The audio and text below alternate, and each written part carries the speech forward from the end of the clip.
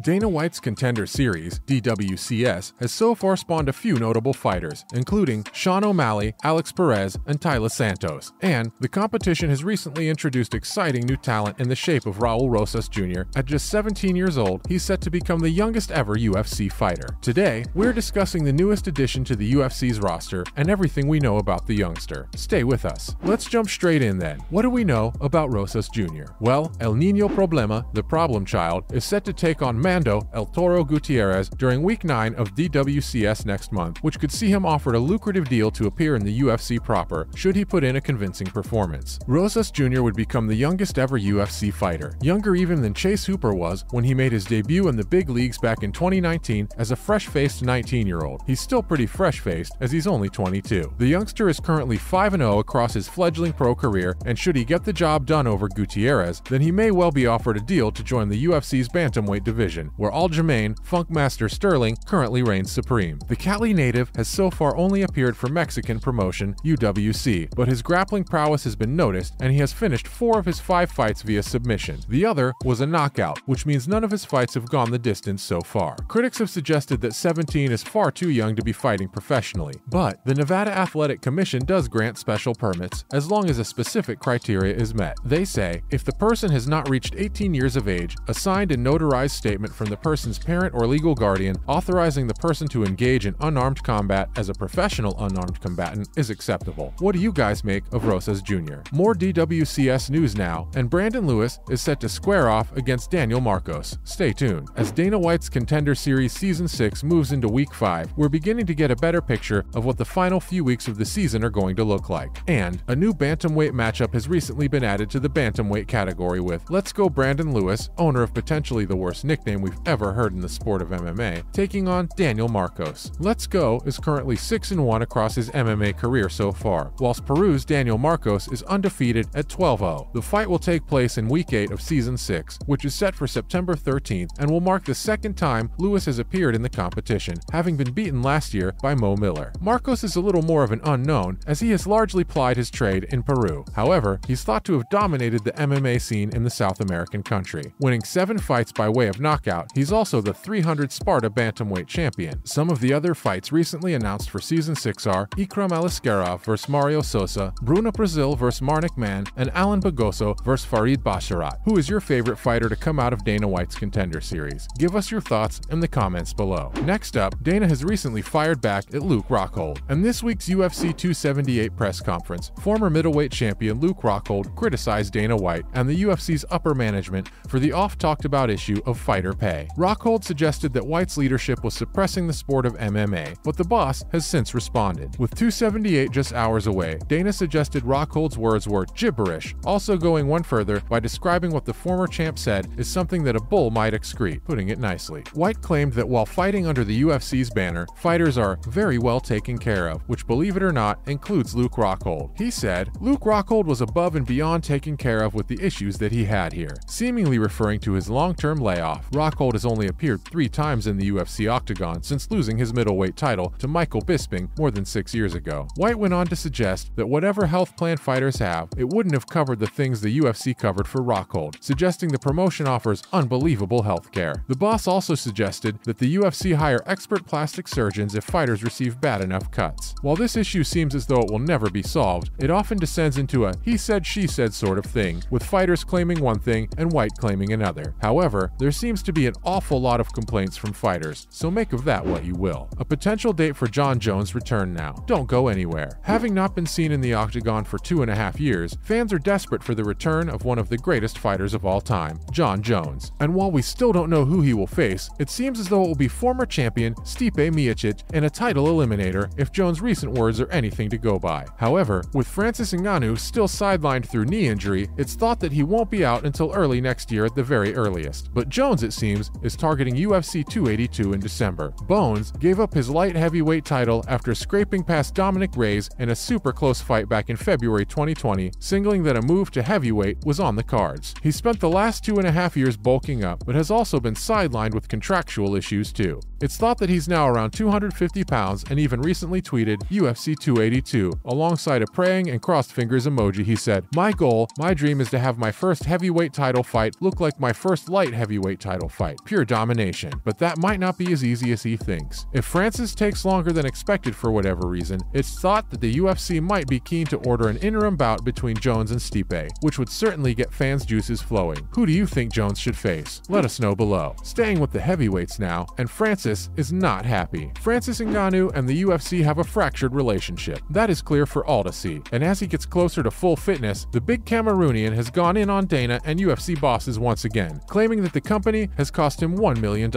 In a series of tweets lately, the Predator has suggested that the UFC's sponsorship deals actually negatively impact their fighters, and the company are simply exploiting the talent. Having joined the organization when the Reebok deal was already in place, Ngannou hasn't been able to take advantage of his own sponsorship deals whilst in the octagon, and earlier this week tweeted, "Fighters are ripped off with sponsorship. It's a huge source of revenue for us, but the company keeps exploiting that for their own profit." The heavyweight champ went on to suggest that every fighter should be allowed to have at least 2 personal sponsors on their uniform. But we're not sure Reebok would agree to that. Referencing inflation, which of course we're all struggling with, the champ also said, "Last year I lost a deal of over $1 million from a crypto exchange because of the partnership with Crypto.com," before questioning what he gets from the UFC's sponsorship deals. We hear you, big man. Do you guys agree with Francis? Give us some solutions below. And finally, a possible fight at the top of the welterweight division. Having had 2 cracks at current champ Kamaru Usman of late, Jorge Masvidal is thought to be close to booking a fight with Gilbert Durinho Burns. Gamebred hasn't been seen in the octagon since being easily beaten by Colby earlier this year, largely thanks to his attack on his opponent outside a Miami restaurant. However, Masvidal has denied that the fight has been booked, claiming on Twitter that fans should not listen to rumors of fights being confirmed unless it comes directly from the Florida man himself. Burns, on the other hand, seems to think the fight is going ahead, stating yesterday that although nothing has been signed officially, both have verbally agreed to facing the other. He went on to say, "They're just figuring out the date. No date yet. November was too close, so December or January. At least I know I have an opponent, just figuring out the date right now." Going on to suggest MSG in November would have been his preferred choice. He conceded that December or early next year is probably more feasible, saying, "I can wait like 20 more days to go to Brazil.